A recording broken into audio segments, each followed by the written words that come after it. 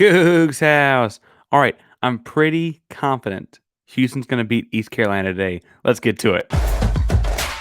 You are Locked On Cougs, your daily podcast on the Houston Cougars, part of the Locked On Podcast Network, your team every day.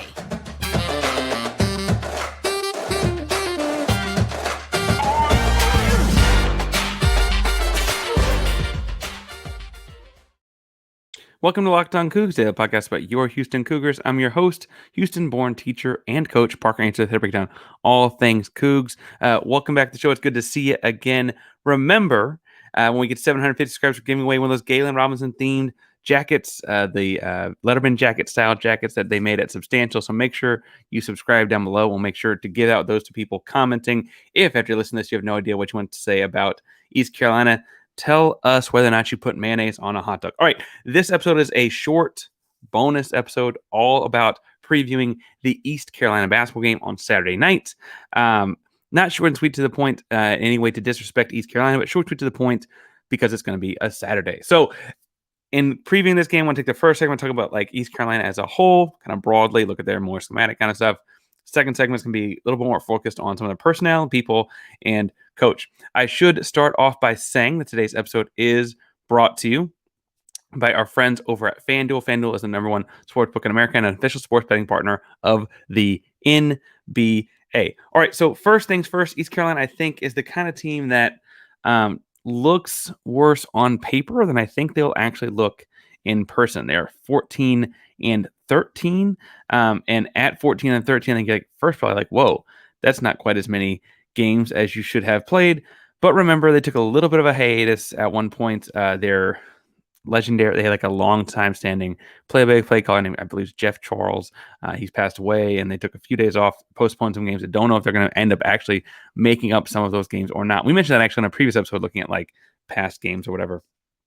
For other teams, 14 and 13, they're solidly in the bottom half of the conference. And I'm being honest, there was part of me looked at some of the stats in this game, like, oh, Houston might put up 100. So if they do, I'm not going to be surprised. It looked like that kind of game statistically. They've got several games that are breaking like the 18, 19, 20 turnovers, including their last meeting with SMU in Dallas. They turned the ball over 19 times. We saw what that SMU team looked like twice in person as Houston fans, right? And so we're like, oh, we can understand what that pressure looked like. The press at the end of the game was, ball pressure, but Houston was able to break it fairly efficiently. East Carolina was not. Now, interestingly enough, they play at a relatively similar pace to Houston. They're playing about 67.5 possessions a game. Houston's playing about 64. So I think there's actually a fairly large gap in the rankings because that's kind of the middle of those two would be like league average, not league average, like national average. And so they play slightly faster than average, and Houston plays slightly slower than average, but neither is out of that like middle quadrant of what I would call average as far as pace per game goes. Where I think Houston has a big advantage is in rebounding in this game. They like to get after it on their own end on the offensive rebounds. They like to go after the ball, which means that there'll be kickouts for every rebound Houston does get, because we know Houston likes to keep guys off the glass. The other thing is that they give up offensive rebounds on 28.6% of missed shots, which I was surprised to see is actually more like a national average, but Houston obviously plays well above that national average as offensive rebounding team and could really get a bunch of putbacks. I don't know if it'd be quite the same kind of putbacks and that kind of stuff you saw like Juwan Roberts get against Tulane, but I do think it'll be the kind of, offensive rebound performance where like Houston, Sampson has said he likes to get 50% of their misses. This will be the kind of game where I'm imagining we're closer to 2/3 of the misses, and that's happened several times across the season at this point for them. Schematically, I want to talk about the things they do on defense. I watched them play Memphis, a game that they lost by 10, but they were up at points in that game. I watched them play USF. They won that one fairly handily. And then I watched parts of the SMU game. There's only like clips online to get rid of this. And then I also pulled up watching them play Cincinnati for a stretch because I was interested to watch the last few minutes of that game. And I didn't get to watch the full last few minutes of that game, but they were down by double digits Cincinnati in the last 10 minutes and came back and won that basketball game. Defensively, the thing I noticed I think that they could do that could hurt Houston is if Houston is not shooting the ball particularly well, they're going to shift in what's called a pack line. And what that means is it is a man defense. It is in every intent and purpose, I should say, a man defense. But it will be so sagged off that it will look like a zone in a lot of ways because they're just trying to keep you out of the lane and make you beat them over the top. They did it against Memphis the entire game. They did it for stretches against South Florida. And what they're doing there is they're saying, okay, until you prove that it's your day from behind the arc, we're going to make you shoot those. We're going to give you those, but it's going to have to be like a kick across the paint. So like if I got the ball on the left wing, what they're trying to get me to do is drive in the lane into just a swarm of trees because they're all packed inside, pack line, and then kick it out. And the kick out three is open, right? They're giving that up and taking other shots away and saying, we don't think you can outshoot us on this day. Most days this season, that's been okay for Houston, but we've also seen days this year where like Kent State, a really good pack line might have beat Houston that day, right? Like that just at the end of the day, that's like, if you're not shooting very well, Houston finds ways to win. They find ways to win all year. But strategically speaking, the best way to beat that is to shoot the ball well, right? Like, and so the other ways to get the ball inside and then go like hide a low post and that kind of stuff and try and force the pack line to miss a rotation on a 45 cut and those kind of things. But I think that the truth is Houston's best bet is just to shoot the ball well. If Houston shoots the ball well, I don't know what defensive answers they have for Houston. Athletically, they just they've got good athletes, and I don't mean to say this too negatively. They can't keep up. Simple stuff like 4 out, 1 in, ball screen 1-4 high with a significant roller. We saw Juwan Roberts get some key rolls on that like last couple of games. You'll also see more like a yo-yo in and so like it's not a give and go because they hit the roller with knowing that's the backside guy. So they hit the roller, they pull the tag and kick at the backside corner. That kind of stuff happens so fast for Houston that I don't know. I don't know what East Carolina can do to stop that. They're just not quite quick enough on that. They're similarly built in terms of size. We'll get to more of the matchups in a second. So I don't think they're going to be, Houston be able to overwhelm them with that. Not that Houston overwhelms much of anyone with size, but they're really, really athletic. Houston, that is. Offensively, what East Carolina likes to do is shoot the three ball. 42% of their made field goals are threes. That's the 56th best mark out of over 350 Division I colleges, right? So that's a really, really high mark, relatively speaking. And frankly, they do a lot of catch and shoot threes. They have 56.7% of their field goals made per game are off of assists. Again, it's constantly driving kick.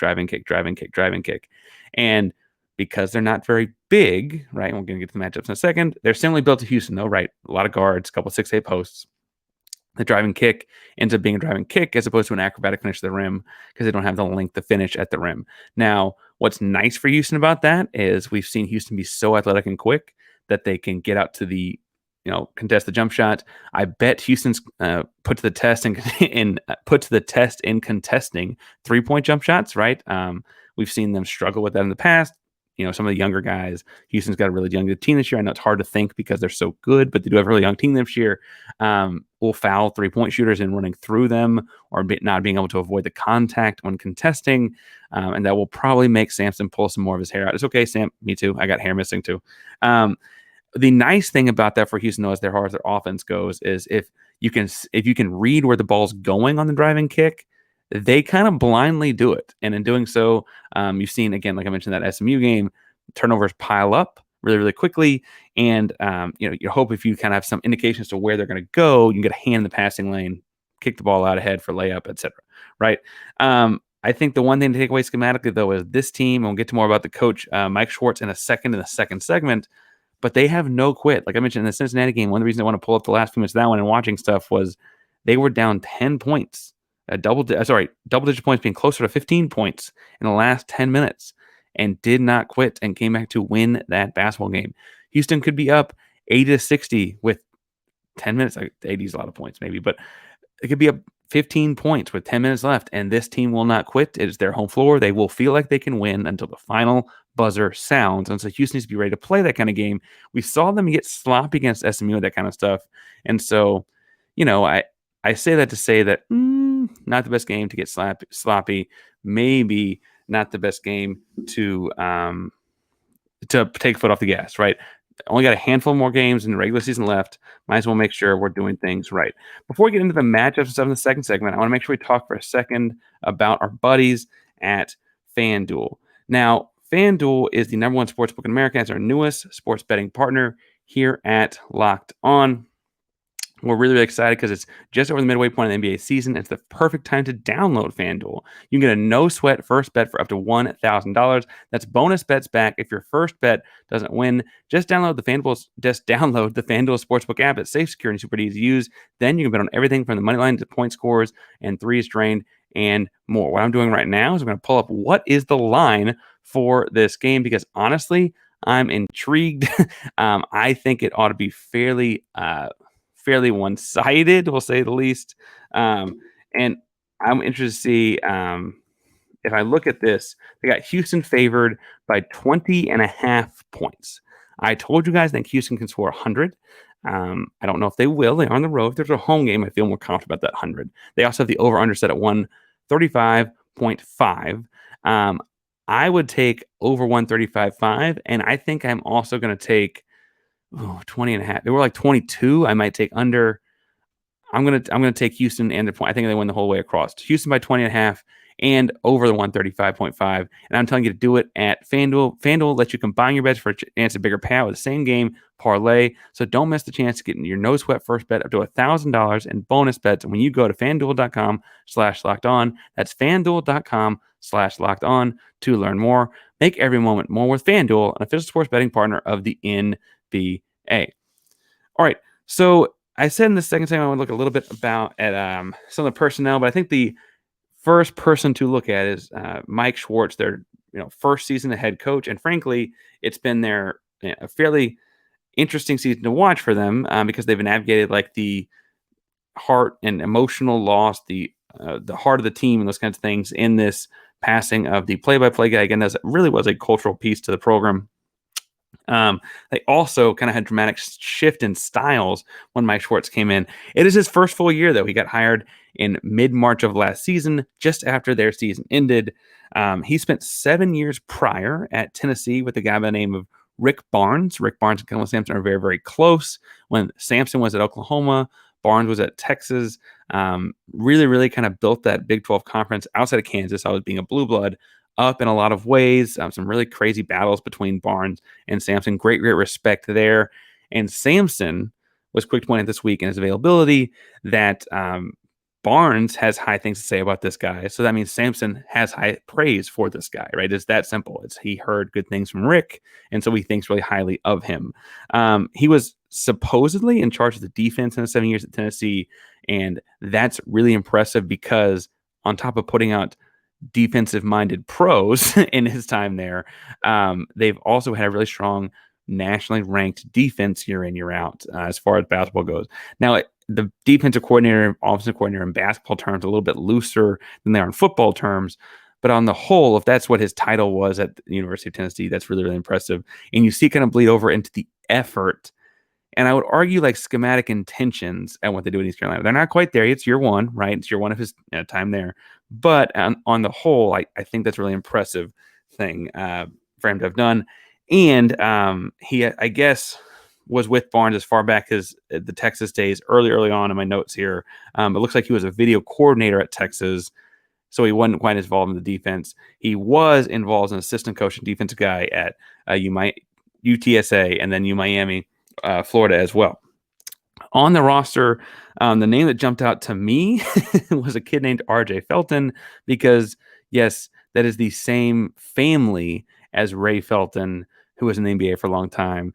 Now, I think it's a nephew, not a son. But he's scoring 15 points per game. He's a 6'3" point guard, shooting 34% from three, like almost 35% from three. Really, really talented guard. But I think he's more of a Sasser matchup because he's not the true point guard.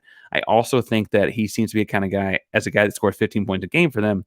If you can shut him down, you probably do pretty well. The guy I think that Jamal Shed covers, who I would normally put on a point guard, is Javon Small. Now, Javon Small, I think, was one of the more crafty guys, and it said they drive and kick.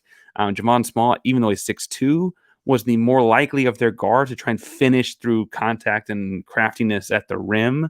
And so, that's why I think Shed's the guy I put in front of him, is he's more likely to get his body in front a different kind of way. I might also rotate Emmanuel Sharp in off the bench in front of him. We've seen Emmanuel Sharp grow up so much this year defensively. Sharp is really likely to take charge on some of those different things. So I think I want to put those guys on Javon Small. Admittedly, this wing spot, I say wing spot, the next perimeter guy is a guy that kind of has been in flux for them. The last few games, they played a guy named Quentin Debunji. I think I'm saying that right. I'm sorry if I'm not. He's a 6'5" guy.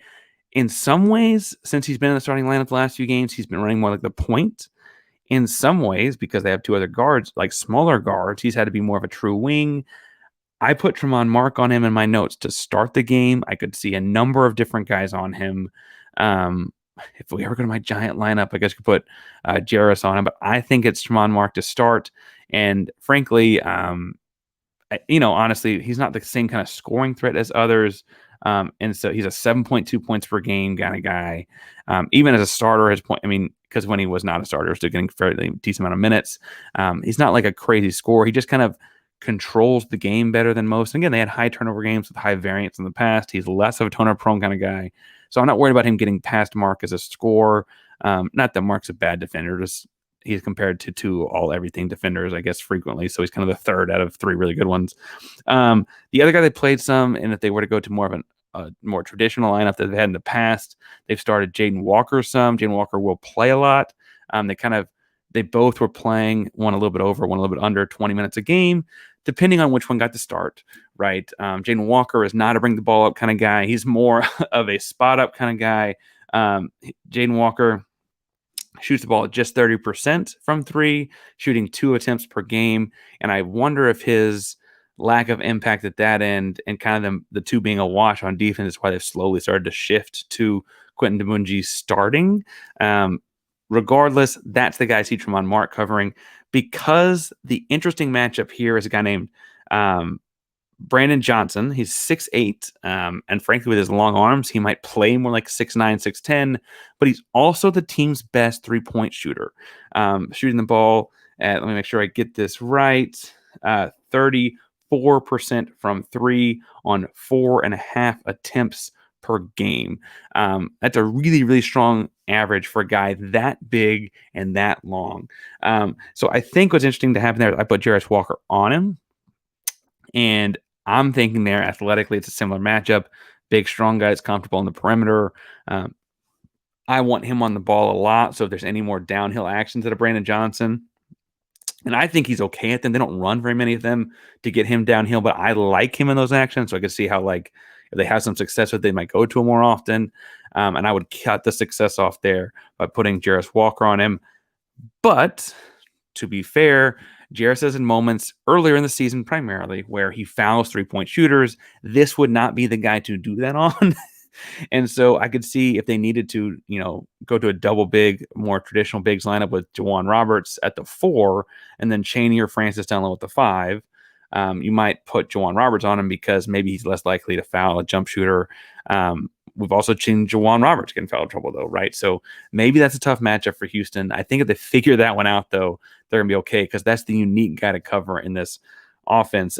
Ezra Usar is a 6'9", junkyard dog, mud in his blood type. He's going to get a little over 20 minutes per game.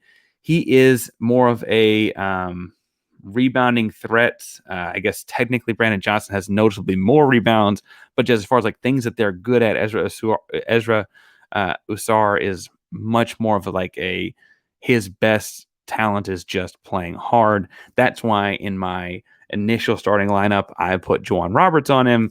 I could see that being a matchup that Reggie Chaney thrives against. I don't mean to say that he can't play and play the same amount of minutes there. He will play, obviously. But on the whole, I could see that being the kind of thing where Juwan Roberts starts the game. We'll see who's got the hot hand against that guy over the course of it, who keeps him off the glass, right? Notable guard coming off the bench for them, obviously, whichever one, either Walker or Debunji, who doesn't start. And then the other guy is a guy named Caleb LeCount. Now, Caleb LeCount is listed at 5'8". I bet he's 5'7". Right, not a big guy. Super, super quick. Whenever he's in, I'm sure he'll get Sharp or Shed or I guess Sasser maybe, but I'd imagine it's more of the other guards because I think Sasser will be on Felton quite often. He is not a great 3-point shooter, and that's why, at listed 5'8", as someone who's not a great 3-point shooter, he has a hard time getting in the basketball game because as much as he has high effort defensively, being a 5'8" guard, it's really hard to be great defensively. He's, again, high effort, does want to get in passing lanes, does want to gamble, get the ball, understands that if he doesn't get the ball in the block, like in a steal, it's 2 points anyway, so you might as well gamble for it. Smart kid. He just, being 5'8's hard on defense. But I think that in watching him play on the offensive side, he's relatively low turnover for them. Now, against Houston's defense, that might not be the case because Houston's got really tenacious guard play. So we'll see. But I could see him trying to be an impact kind of guy just in trying to settle the team down, especially if other guys having current turnovers, if he steps in and kind of does a little bit more of game management kind of thing. Think like Trent Dilfer kind of guy, right? Like that kind of an aspect of a point guard quarterback. All of that is to say that I think Houston will be very successful with this kind of stuff, just getting downhill, getting in the paint. And once they get to the paint, trying to get some more like drop off to the block kind of action. I've talked about Jawan Roberts being in that Mikan spot and those kinds of things. They're going to try to run that pack line, regardless of how Houston's shooting. If you can get layups out of it, that kind of breaks the whole thing down. They got to change what they're doing a little bit. And I don't know what they can do to stay in front of Houston if they do a more traditional defensive coverage. I think it's going to be a fun game. It's Saturday night. They're having a whiteout to be a crazy game for them. But make sure you subscribe to the podcast. We'll have a recap of the game up on Monday morning. I know that's not every day, but the next day is Sunday and it's a late Saturday night, and we all have family time and things to do. But we'll have the recap up on Monday morning, unless something crazy happens, I guess, then we have to record. If something crazy happens, it might be me crying on a recording, but we'll record and post on Sunday. But I bet the recap's up Monday. We'll also be following the game live on my Twitter. So make sure you follow me at Painsworth, 512 PAINSWORTH 512 for all things Houston Cougar football, basketball, Big 12 expansion, Rockets, Astros, Sneakers, anything Houston sports. Find me at Painsworth 512 to talk about it. Thank you all so much for listening today and making us your first listen of the day, even on a Saturday. Make sure you subscribe to the podcast wherever you get your podcast. Find us on YouTube. We're just over 700 subscribers. Good work to the 700. When we get to 750, remember, we're doing a giveaway every 250 subscribers. And as we're doing that, we're going to be giving away the Galen Robinson designed Letterman jackets for the Houston Cougars. It's got For the City on the back, a Cougar in the front. Really cool jacket. We got a size XL to give away. So make sure to subscribe down below. Then hit comment and like the video. That way we know who to give it to. But when we get to 750, that is one of y'all. So make sure you hit a subscribe button and get us to 750. Thank you so much for making us your first listen today. Again, for a second listen, I'm going to recommend Locked On College Basketball. It's a big weekend in college basketball. Lots of really good games. Lots of primetime game slots. And Isaac and Andy done a great job getting you ready for it. I missed a bunch of other kind of crazy stories at like New Mexico State and Alabama and all kinds of stuff going on. So Locked On College Basketball's got all that for you. Indian Knights do a great job, and it's Cougar friendly, I promise. Remember, Locked On Cougs is the #1 daily podcast on your Houston Cougars. Locked On Cougs is a proud member of the Locked On Podcast Network. Your team every day. Go Cougs.